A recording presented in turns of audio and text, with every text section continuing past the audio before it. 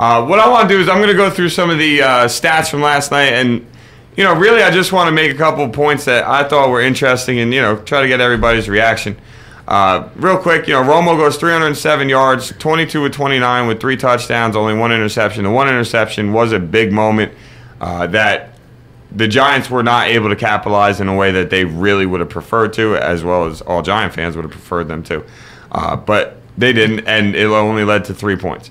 Now, this is actually only the 3rd time in Romo's career where he's thrown for over 300 yards, had over a 75% completion percentage, and 3 touchdowns. I don't know what that's supposed to mean. I thought it was an interesting stat, but I mean, let's be serious. Unless you're winning every time you've done it, I think he never won the game when he's done this, which that's a surprising fact to me. 75% completion, 3 touchdowns, over 300 yards. Well, and yet, Romo's last 3 complete games against the Giants before last night, he had 1,000 yards passing with 9 touchdowns and 1 interception. So, I mean, he was averaging pretty much 3 touchdowns, less than an interception a game with 330-plus yards. And not winning a single one of those. And didn't win a game. So, I mean, granted, with stats like that, you got to figure it's going to turn around someday. Mm-hmm. He's had terrible luck the last couple of years, so I can't say I'm that surprised by it. But, hopefully this is the start of some good luck for him. Well, I think the biggest thing that you've seen the 2 biggest issues in Dallas has been their coverage on defense and their protection on the offensive line. Those have always been Dallas's 2 biggest issues. Mm-hmm. I know people want to hate Tony Romo, and I can understand why, because of some of the stupid things he's done throughout his career. But you know what? You find me any NFL quarterback or player that's ever played the game that hasn't made stupid mistakes. The difference is Romo hasn't, the guys that are out there that have made stupid mistakes that are considered great, they've done things that have covered up and made up for the stupid things that they have done. So, either which way, you got to look at it and say, Romo is Tony Romo. That's really who he is to me. He reminds me of a Brett Favre. That's what he reminds me of. I don't think he's going to break Brett Favre's records, but that where he drives you insane, and every now and then he'll make big plays, and when he looks good, he looks great, and when he looks bad, you're like, why are you even a quarterback? And I can give you that one because before Favre won the championship, he was kind of thought of the same way, the gunslinger type who is prone to the big mistake. So I think that's a pretty decent comparison, even though I've always hated Brett Favre, to be fair.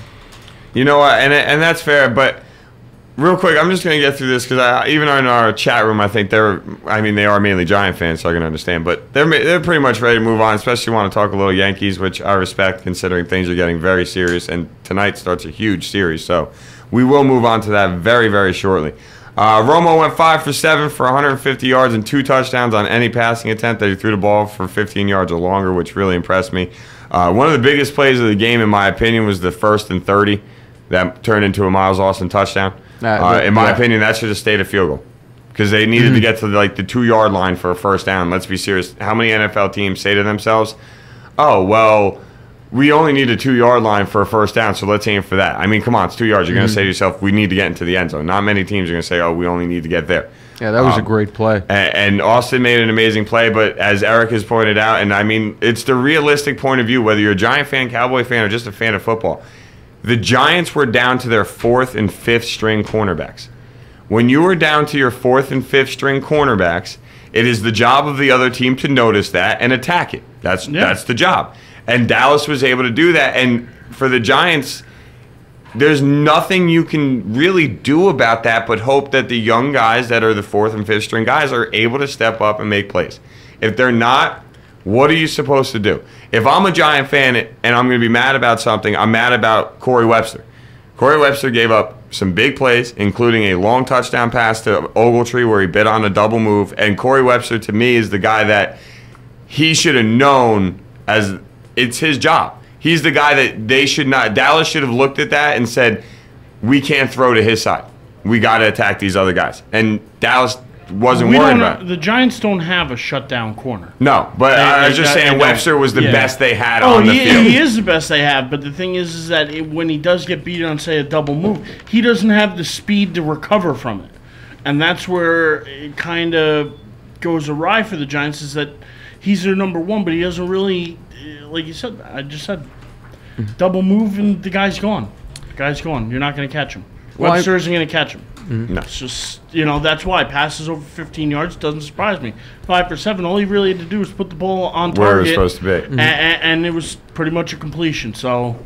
Well, I think the one thing you can hope for out of this is, like you said, it was the fourth and fifth string guys, but because they were pressed into action, you got to hope that when the veterans come back, or Akamora, I think is how you pronounce that. Just go with Prince. Amukamara. Okay, Prince Amukamara. Yeah, actually, that is the right way. Sorry, I've heard it right. I just don't know how to say it the right way. I mean, you got to hope when they come back, guys like Michael Coe and some of the other guys who, obviously they were exploited, you got to hope they gain the experience and they're able to move on. In Coe's case, you got to hope he's healthy for next week. But, if they can gain the mistakes, you just got to hope they don't make the same mistakes. And when the other guys come back, they'll be in more minor roles, and you just got to hope that improves overall depth, which could lead to... You hope so, but all right, so... Listen, I'll be surprised if this is the same outcome the next time Giants-Cowboys meet. I just think it'll wind up being a different game. It's funny, as a Cowboy fan, we still sit here and we're like, and they play again, I think, yesterday we were talking, they play again in October, right? Yeah, like mid-October. I think it's like week 8. Week 7, week 8, somewhere something like that, yeah. All right, so look, what I want to do is I want to get final opinions because even our chat room is ready to move on from this game. And you know what? We've been going for an hour on and off, and we've gotten our passion out, we've gotten our emotions out, we've gotten our excitement out. So with that said, Eric, I'd like to start with you, if that's okay. A final reaction from the game. What it means to you. As a Giants fan. Romo looked better than I thought he'd look. I'll say that first off. Giants, they have a few key areas to improve on. I think running the ball, we still need to improve, and somehow we have to improve our corners. We gotta, whether it's watching more film or in practice, they got some big holes, and be interesting to see how they try and fill them. All right, so we got fair enough, Mike. I would love to, just final reaction where you think what it means for you. Final thing I'll say, the offensive line, the pass blocking, I didn't think they looked horrible, but then before the play started, they were terrible, completely out of sync, all the full starts and all that. And the Cowboys aren't going to win if that continues. So, I mean, a lot of it was because Phil Costin went down and they had to replace him with the guy Ryan Cook. He himself was really just learning the center position for the first time. So, you hope that improves. And as far as the Giants go, I'm going to be honest. I don't think this does anything to take away from the fact that they're still going to be competing for the division at the end of the season. They're still going to be in it. I mean, outside of what we talked about with the defense, Hakeem Nicks is still...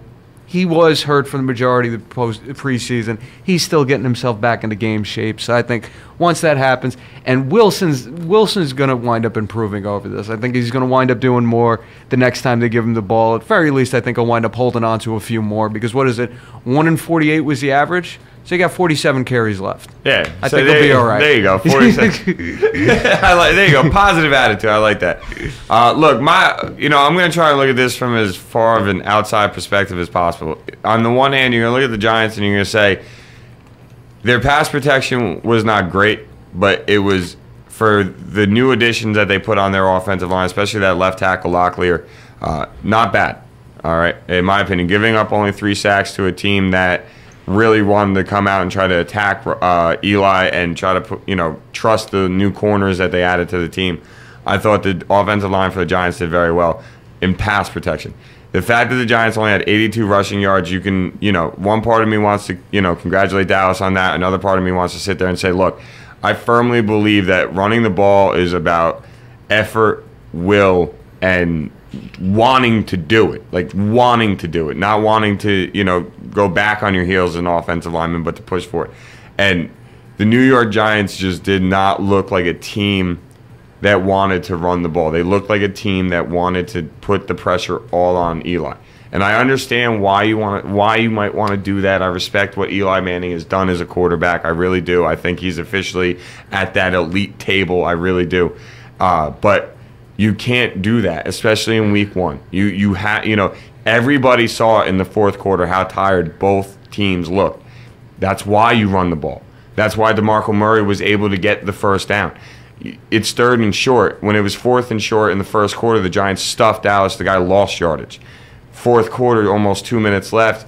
Murray's able to get to the outside without a problem and get the first down. Yes, it was called back by a holding, but my point is by that fourth quarter, the Giants' defensive line was freaking exhausted. And it's part of being the first game of the year. Everybody, your energy, you do not have the same agility that you're going to have by week 6, week 7. And you saw that, and that was the difference to me, was the fact that Dallas was able to run the ball and take advantage of the tired Giants, where the Giants weren't running the ball as well. Now, obviously, being down 2 scores in the fourth quarter, you're not running the ball anyway, but you know what I'm trying to say. I really felt like the Giants could have dedicated more to the run. Outside of that, I think the Giants themselves, the pass rush looked like the pass rush. It's just Romo was able to avoid some hits. I think that what you saw, your D tackles, you want to be excited about that. I mean, that first sack of the game, Rocky Bernard, he shot the gap like there was no tomorrow. Like, he just shot the gap. Like, nobody was blocking him. It looked like he was in for a long night at that point. Yeah, I mean, you saw that and you're like, wow. So, you know, with that, I think the Giants still have the pieces that they had last year to be able to make the kind of run they might want to make. Obviously, you want your corners to get healthier. No question about it. You want the corners to get healthier. You want your linebackers to play maybe a little bit better. And honestly, you'd like to see your pass rushers play the run better. You know, you said it earlier when we first started talking. That DeMarco Murray run that was a long run should never have happened. But not making tackles against the run game, and there's why it happened. But either which way, from the Cowboys' perspective, my point of view is strictly this. As Mike touched on, penalties. You cannot have 13 penalties for 86 yards. You almost moved backwards the entire length of the field throughout the game. Unacceptable thing to do. The Kevin Ogletree thing, you know what? Last year when Lauren Robinson had a breakout game, I said, well, we got to see what happens. And then Lauren Robinson turns out to have a great season with Dallas. I've watched Kevin Ogletree this is his 4th year with Dallas. Mm-hmm. So he has shown me nothing in the first 3 years with Dallas that makes me sit here and think he's going to be the real deal throughout the year, okay? Before last night's game, he had 25 catches for 294 yards and no touchdowns his entire career.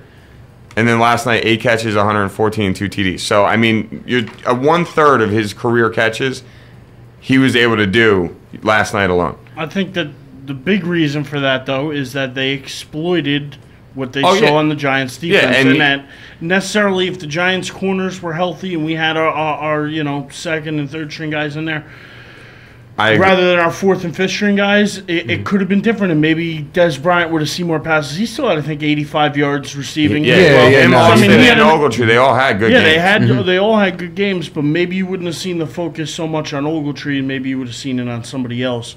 And just touch real quick on the Eli thing. Eli didn't play a bad game yesterday, but drops hurt him. Victor Cruz dropping those passes hurt. And well, I think we were talking on the ride down the car. At least 3 drops I can remember, and all 3 had the potential. 2 of them would have been first downs guaranteed. Just on the catch. Didn't even have to run with the ball. Just the catch would have made it the first down. The other one that he wasn't quite at first down yardage yet, he had turned his head to start running already because he had a defender about 5 yards away, and instead of actually securing the catch, those were bad drops. It's week 1 mistakes, and it is what it is. So, look, go ahead. I was just going to say one final thing. I just want to mention, I thought Tony Romo, you forget how mobile a quarterback he really is, but he did a really good job breaking away from the front line of the Giants. There were a couple plays.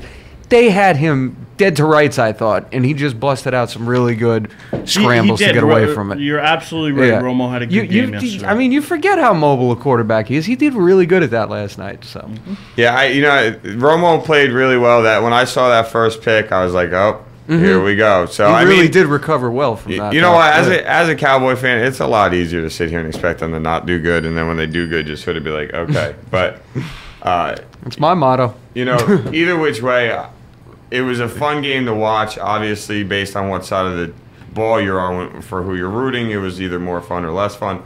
One way or another, though, it's 1 week. It's 1 game. There's 15 games left. There is nothing sitting here saying that either one of these teams can't go 15-1 or 1-15. Let's be serious here. This is the NFL, and it's how it works.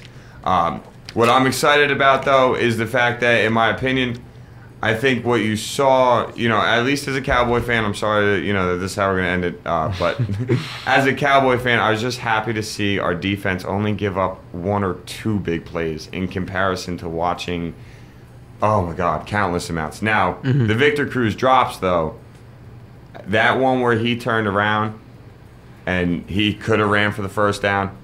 That play, if you look at it, had a chance to do something. I mean, he whether it was just gain a first down or break a tackle and go. I mean, we've seen Victor Cruz break tackles and go all the way.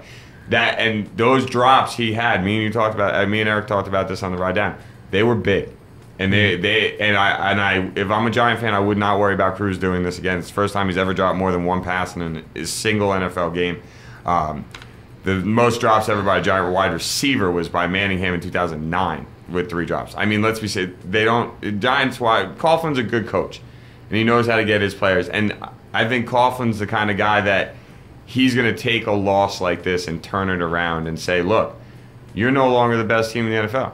You came into this league this year, you're Super Bowl champs. You guys fell high and mighty, and well, you got smacked down by your division opponent at home on your Super Bowl kickoff night. Tom Coughlin's the kind of coach that will turn this around and make this something that they can build off of, instead of having this ruin how they feel about their year. Absolutely. And I really like that.